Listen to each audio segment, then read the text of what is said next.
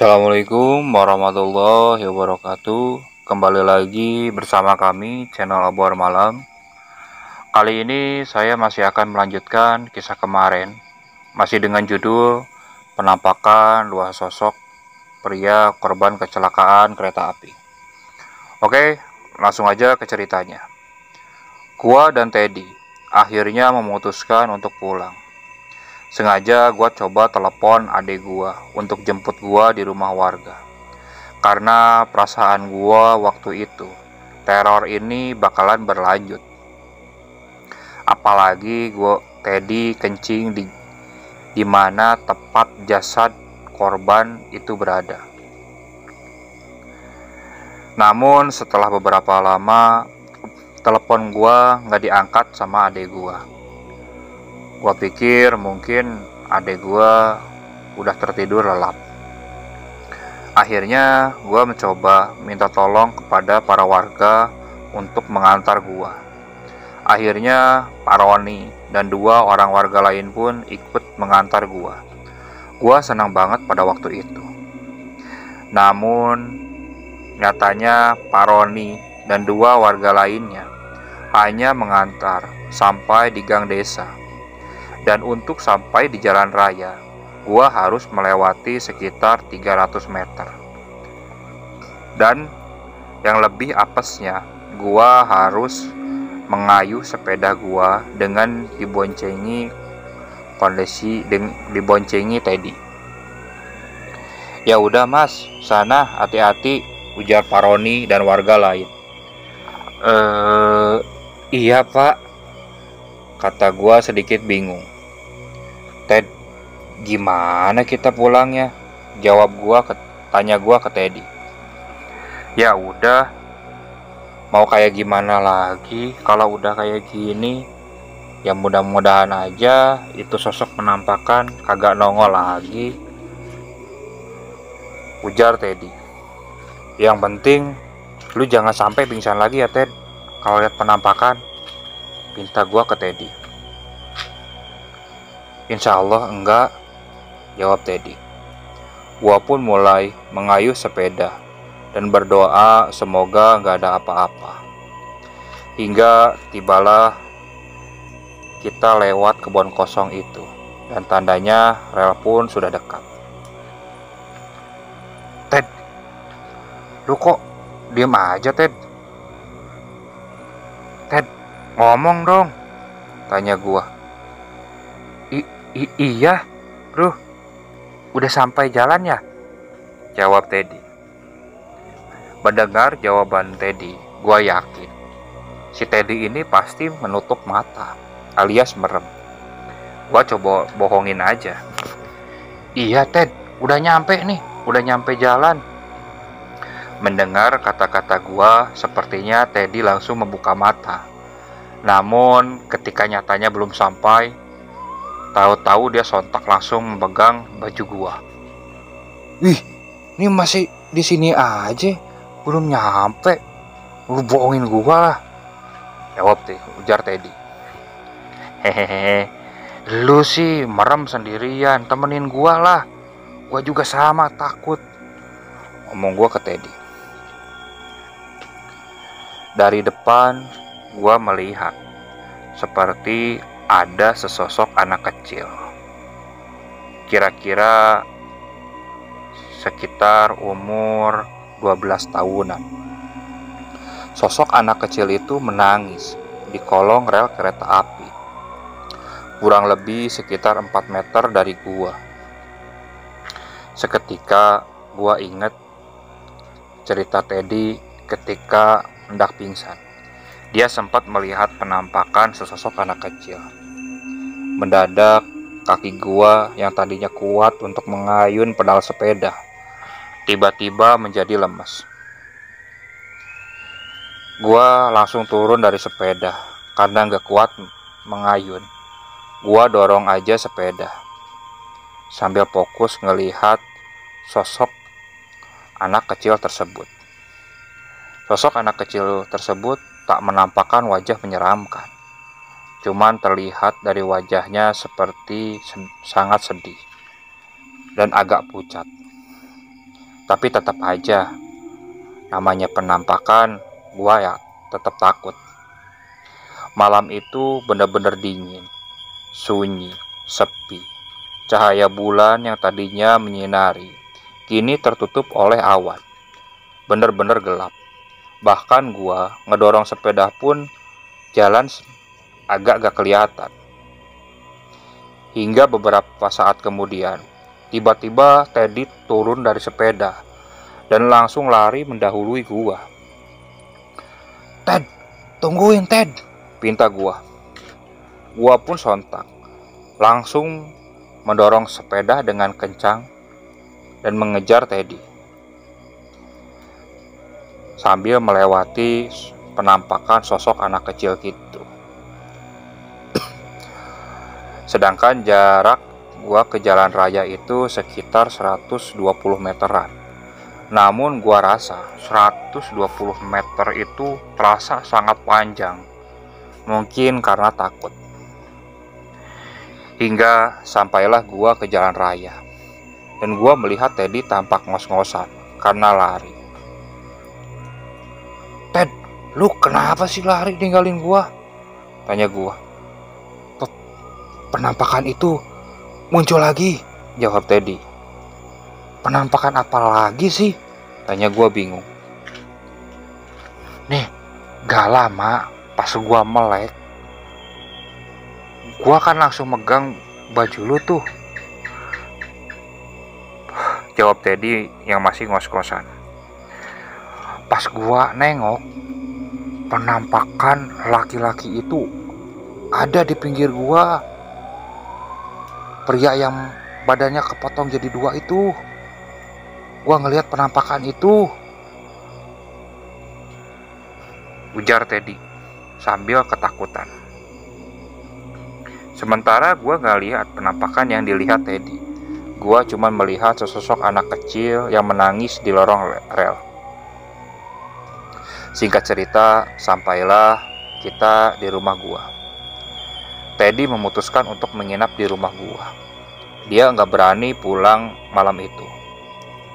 Dengan serentetan kejadian yang dialami. "Ted, lu mandi dulu sana," suruh gua. "Lu duluan aja deh bro, gua masih capek," jawab Teddy. Akhirnya gua memutuskan untuk mandi malam itu, walaupun terasa dingin. Namun menurut kepercayaan di kampung gua, kalau habis dari tempat yang angker atau kuburan, haruslah cuci tangan, kaki, biar makhluk gaib di sekitar itu tidak mengikuti kita. Sedangkan gua lihat Teddy masih duduk di kursi belajar gua sambil SMS orang tuanya dan memberitahu kalau dia nginep di rumah gua. Setelah selesai mandi, gua melihat Teddy yang sudah tidur terbaring di kasur gua. Gua gak bisa maksa buat bangunin dia, buat cuci kaki dan tangan, karena dia sudah terlanjur tertidur, mungkin karena capek. Besoknya, Teddy memutuskan untuk pulang. Dan malam harinya, gua dapat kabar kalau Teddy kesurupan. Untuk jelasnya dia kesurupan gua gak begitu tahu, karena gua cuma dikabari lewat HP oleh orang tuanya. Tepatnya setelah 2 hari kejadian Teddy kesurupan, gua memutuskan untuk datang ke rumahnya, sekedar ngobrol dengan dia. Sebenarnya Teddy belum pernah mengalami hal mistik seperti itu, sampai dengan kejadian Teddy melihat penampakan itu. Mungkin dia sangat shock karena itu kejadian pertama dia melihat penampakan. "Teddy kemarin kesurupan," kata ibu Teddy bercerita kepada gua. "Ketika kesurupan, dia seperti mau keluar rumah, ngerangkak, wajahnya pun pucat dan ngomong gak jelas," tambah ibunya bercerita. "Kok bisa gitu bu?" jawab gua pura-pura gak tahu. Saya nggak tahu kenapa bisa begitu, tanya ibunya. Padahal di rumah ini nggak angker dan nggak pernah ada kejadian kayak gitu. Terus gimana Teddy? Kok sampai kayak gitu, Bu? Tanya gua ke ibu Teddy. Nggak tahu, Nak. Lalu gua coba tanya ke Teddy. Ted, kenapa lu bisa kesurupan? Nggak tahu, Bro. Yang gua tahu ketika mau kesurupannya aja, jawab Teddy. Gua lihat yang kita lihat malam itu, Bro, jawab Teddy ke gua. Hah? Apa, Ted? Kata ibunya. Gini, Bu. Sebenarnya waktu itu kita mancing, terus ngelihat sosok makhluk gaib, dan makhluk gaib itu yang muncul ketika aku kesurupan. Setelah itu aku nggak inget apa-apa, Bu, jawab Teddy. Terus kamu juga lihat, Yan? Tanya ibunya kepada gua. Saya juga lihat, Bu, jawab gua singkat. Sebenarnya gue gak mau ngomong secara gamblang kepada ibunya tentang kejadian yang gue alami sama Teddy. Tapi karena gue kasihan melihat Teddy takut dimarahi oleh ibunya, akhirnya gue cerita yang sebenarnya tentang kejadian malam itu. Sebelumnya kita lihat sosok makhluk itu, Bu. Jadi sebelum penampakan itu muncul, Teddy sempat kencing, di mana ditemukannya jasad korban kecelakaan kereta api, Bu. Nah, lalu setelah Teddy kencing itu, penampakan itu langsung menghantui kita, Bu. Gua coba ceritakan kepada orang tua Teddy. Teddy pun hanya menunduk lesu. Apa mungkin makhluk itu terus ngikutin Teddy, Bu? Tambah gua. Ibu nggak tahu, Nak, jawab ibu Teddy bingung. Setelah lama gua ngobrol, gua pun pamit.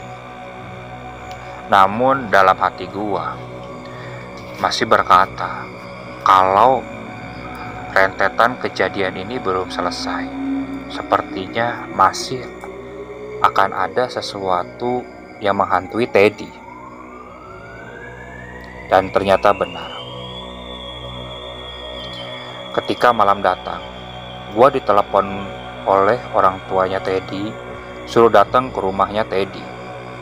Ibunya ngomong kalau Teddy mengalami kejadian yang sama seperti kemarin. Yah, dia kesurupan lagi. Setelah gua datang ke sana, tampak orang tua Teddy yang resah dengan kejadian yang dialami Teddy. Dan dengan ditemani orang pintar yang tahu makhluk halus, gua segera menuju ke rumah Teddy. Dan dia mulai sadar dengan apa yang dialami. Setelah orang pintar itu mencoba mengobati Teddy, dia pun menyuruh gua untuk mengantar di mana kita melihat penampakan itu. Dengan pasrah, mau gak mau, gua harus mengantar orang pintar itu ke lokasi di mana gua dan Teddy melihat penampakan. Dan perjalanan ke sana, gua hanya bisa diam dan berharap makhluk itu tidak menunjukkan wujudnya. Hingga tibalah gua dan orang pintar itu di tempat di mana gua dan Teddy melihat penampakan. Waktu itu kira-kira pukul 10 malam. Gua benar-benar takut. Walaupun gua bersama orang pintar yang tahu makhluk halus, tetap aja gua ngerasa merinding. Walaupun jam 10 malam di sana. Gak ada lampu, jadi hening, sepi, dan pokoknya gelap banget. Apalagi pas gua melihat kebun kosong. Pokoknya terasa benar-benar mengerikan. Tapi gua berusaha memantapkan diri. Gua cuma duduk aja di atas motor. Sesekali menoleh pandangan ke kanan dan kiri. Apakah sosok itu muncul lagi apa enggak? Pertanyaan itu melintas di benak gua.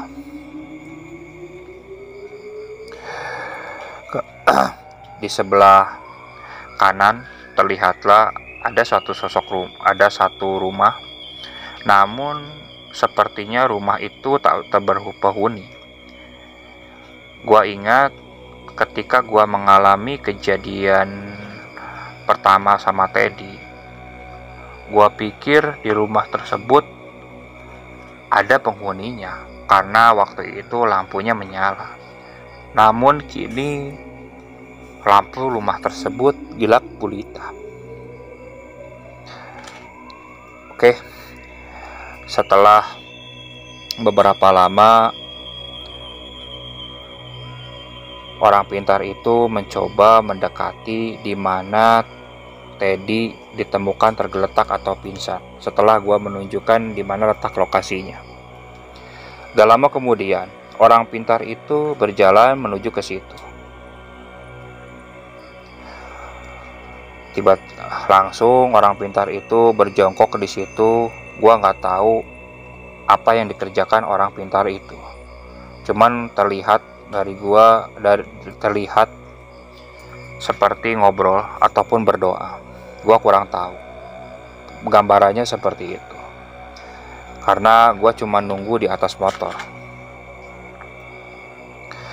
Gak lama kemudian, orang pintar itu menuju ke gua dan mengajak pulang ke rumah Teddy. Kita pun pulang tanpa pembicaraan apapun. Setelah sampai di rumah, barulah ada pembicaraan. Di situ banyak roh halusnya, ucap orang pintar tersebut. Dia udah saya taruh lagi di sana, tambahnya lagi. Gua kaget mendengar jawaban orang pintar tersebut. Berarti tadi orang pintar itu boncengan sama gua sambil bawa tuh makhluk, pikir gua. Berarti udah aman, Pak, jawab ibunya Teddy. Insya Allah, Bu, udah gak apa-apa.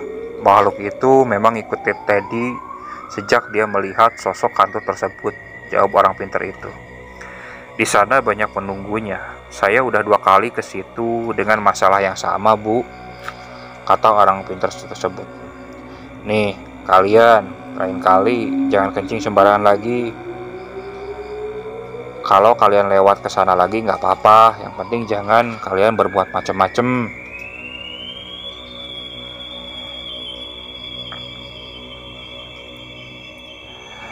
Emangnya yang pertama gimana ceritanya, Pak? Gua agak kepo kepada orang pintar tersebut.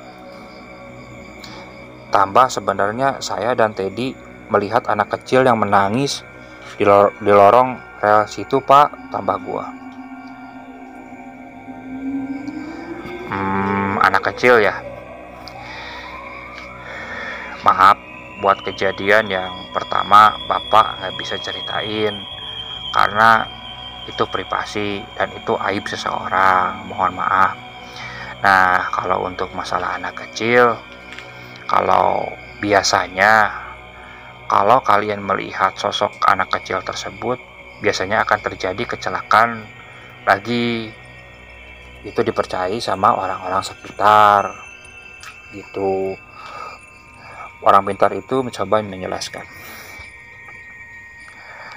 Akhirnya setelah beberapa lama mengobrol, gua memutuskan untuk pulang dan pamit ke keluarga Teddy.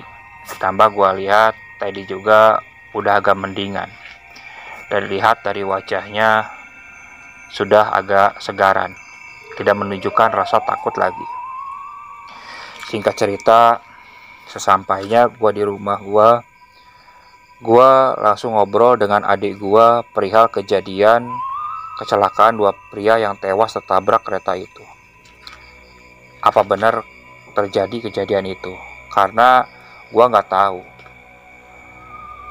Karena pas waktu itu gua masih PKL di kampus di luar kota. Dek, Tahu yang kecelakaan ketabrak kereta nggak, yang 2 orang? Jawab gua ke adik gua. Oh tahu mas, pekerja kabel yang tewas. Dia ketabrak pas di tengah jembatan rel kereta api, terus keseret sampai 200 meteran mas. Jawab adik gua. Dia sebenarnya mau lari mas, tapi nggak bisa, soalnya di tengah jembatan rel kan bolong-bolong. Terus susah buat lari, jadi keburu ketabrak sama kereta. Wah, berarti tepat di area gua mancing dong, pikir gua. Terus yang satu lagi yang kepalanya putus deh. Iya mas, letaknya terseret gak jauh dari teman yang satunya lagi. Jawab adik gua menambahkan. Wah, berarti cocok sama kejadian kemarin dan lokasinya. Jawab gua.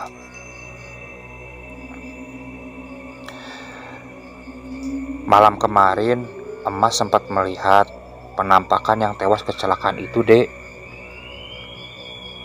Cerita gua ke adik gua.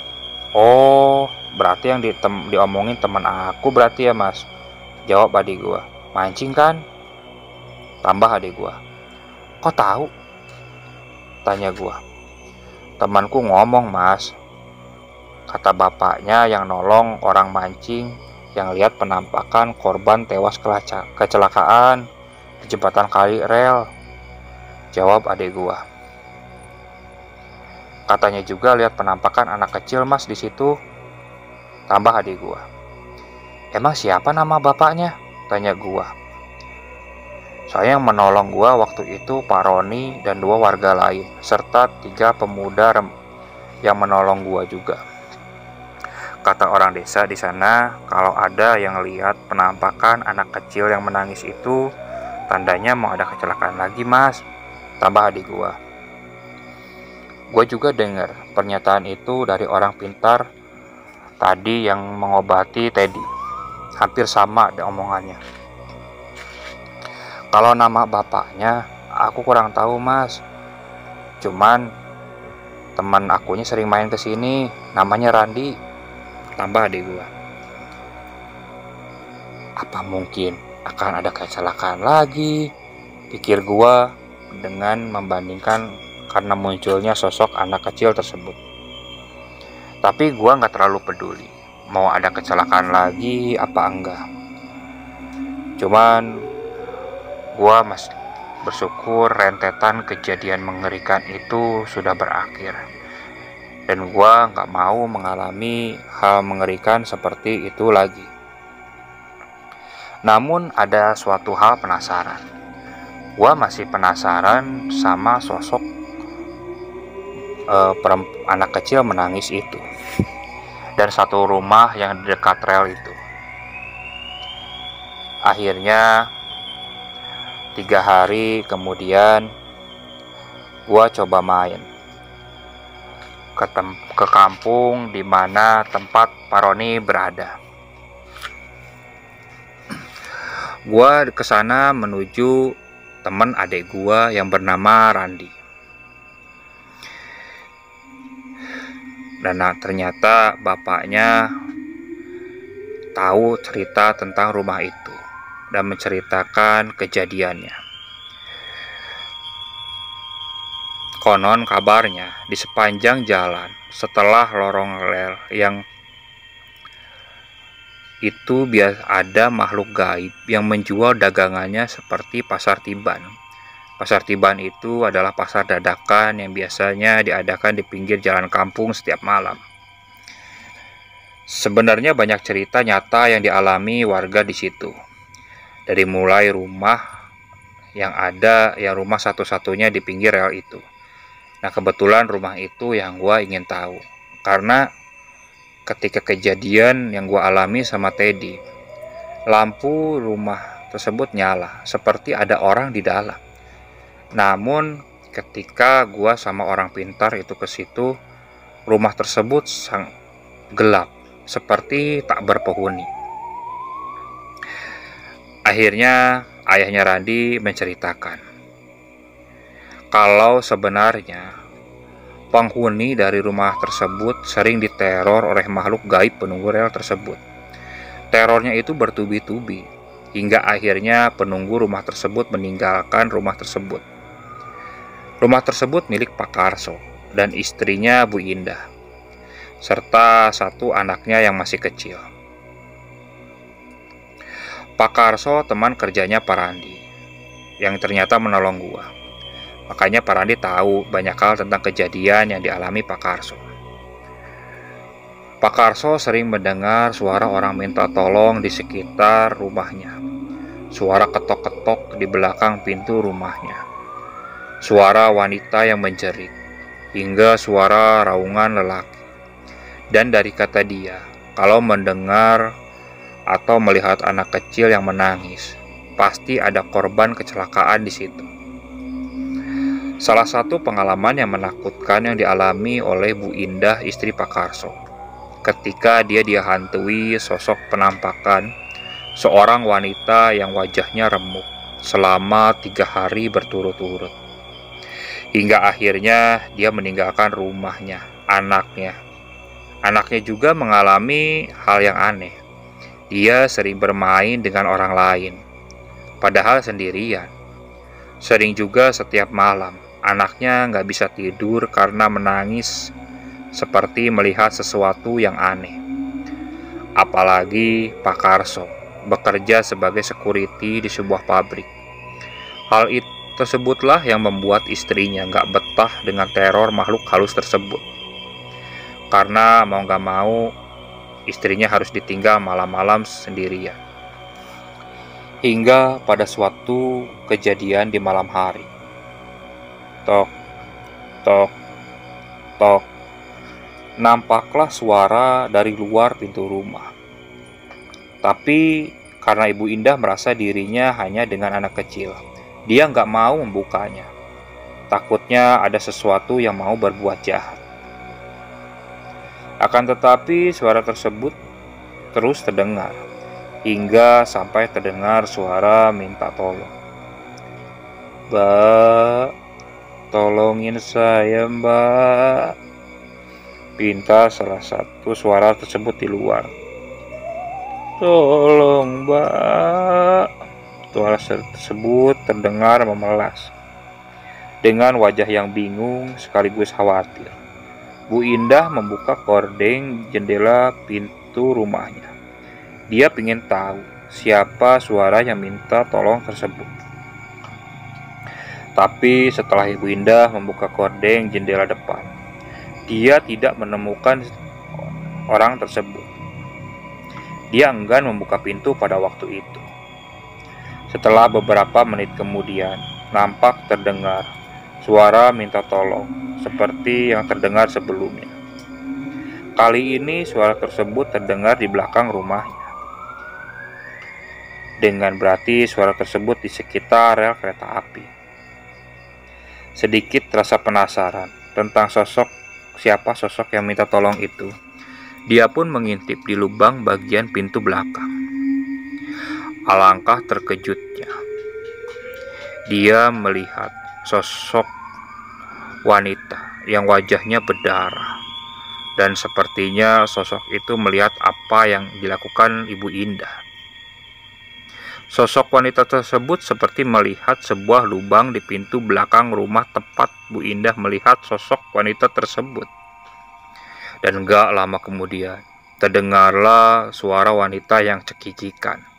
Di antara ketakutannya pada malam itu, banyak warga yang mengira bahwa penampakan tersebut bukan berasal dari korban kecelakaan kereta api, tapi justru dari korban pemerkosaan.